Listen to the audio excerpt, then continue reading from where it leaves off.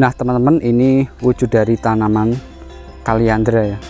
Kaliandra ini pakan ternak, dapat tumbuh di sekitar 150 sampai 1500 meter permukaan laut teman-teman. Ini bisa untuk pakan sapi dan kambing. Nah, daun kaliandra ini sudah dapat dipanen pada umur 8 sampai 12 bulan dengan hasil produksi mencapai 3 sampai 14 per ton per hektar per tahun. Halo teman-teman, salam jumpa kembali bersama channel Cak Farming. Saya Chris. Gimana kabar Anda semuanya? Semoga peternak dan petani di Indonesia di tahun baru ini semakin maju, tetap semangat. Nah teman-teman semuanya, saya ajak untuk kita melihat kaliandra. Ini namanya kaliandra. Tanaman kaliandra bisa untuk pakan sapi dan kambing yang juga berprotein sangat tinggi. Nah, seperti apa nutrisinya?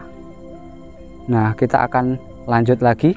Nah, jangan lupa untuk bisa like, subscribe, dan komen untuk video ini sehingga kita menjalin pastelurun sak lawase. Kaliandra dapat dimanfaatkan sebagai pakan ternak teman-teman, karena seluruh bagian tubuhnya seperti bunga. Kalau ini belum berbunga teman-teman, karena kemarin habis dipanen.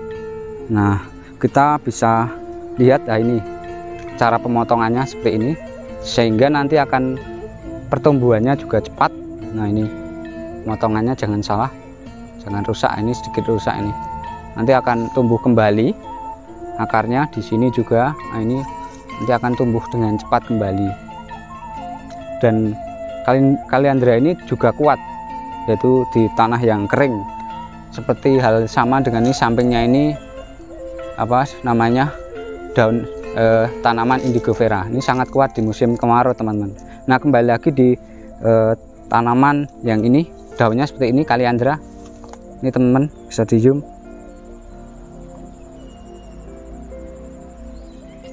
Nah, ini memiliki kandungan protein yang cukup tinggi, yaitu sekitar 20 sampai 25% teman-teman, untuk pertumbuhan bobot badan ternak serta tingkat produktivitas ternak.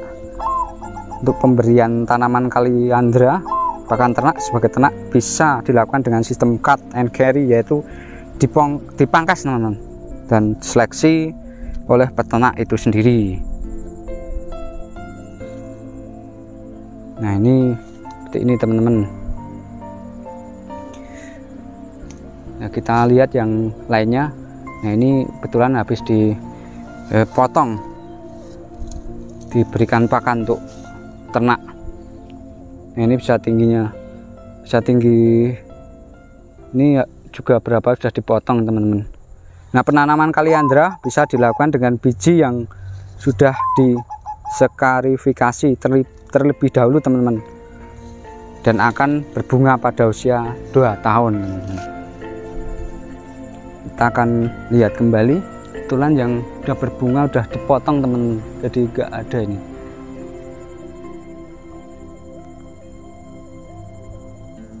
Nah, ini akarnya juga kuat yang bawah. Nah, daun kaliandra ini sudah dapat dipanen pada umur 8 sampai 12 bulan dengan hasil produksi mencapai 3 sampai 14 per ton per hektar per tahun, tergantung keadaan lingkungan tempat bertumbuhnya. Kebetulan di sini tidak banyak air, tetapi tanahnya juga bagus, walaupun dulu awal-awalnya juga gersang teman-teman, tapi setelah diolah dengan baik menjadi bisa digunakan untuk ditanami kaliandra maupun indigo vera.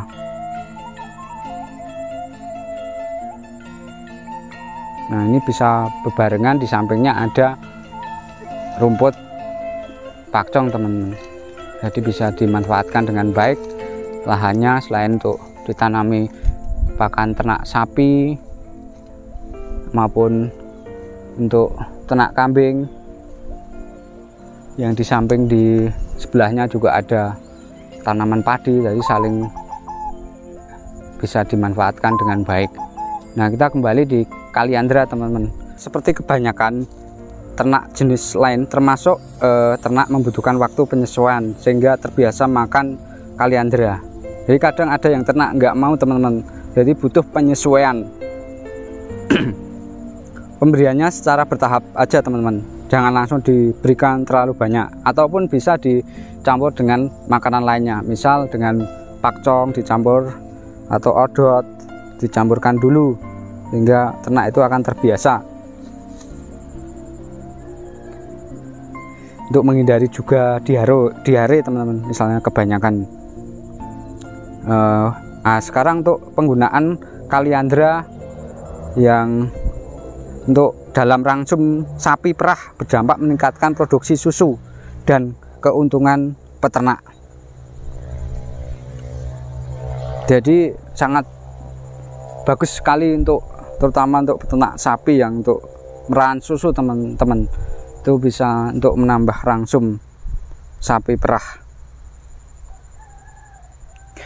Nah, pemberian Kaliandra segar kepada sapi perah sebanyak 3 kilo dapat menggantikan 1 kg konsentrat. Jadi sebagai pengganti konsentrat teman-teman, yang mengandung protein bisa 16% teman-teman.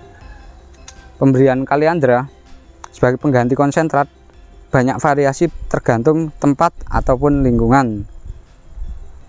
Nah, ini menurut beberapa sumber pemberian Kaliandra perlu dibatasi. Ada mengatakan bahwa pemberian maksimal 20% ataupun 30%. Salah satu faktornya yaitu mengaruhi nilai gizi dan kecernaannya dan sejauh mana hijauan ternak dapat dicerna dan diserap oleh ternak. Nah, kecernaan Kaliandra sangat bervariasi teman-teman, bisa 30%, 60%. Karena bermanfaat untuk produksi ternak non ruminansia.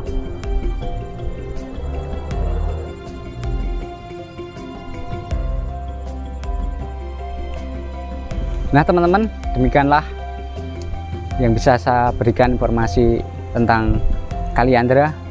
Apabila ada kekurangan dan kesalahan dalam menyampaikan, saya mohon maaf sebesar-besarnya.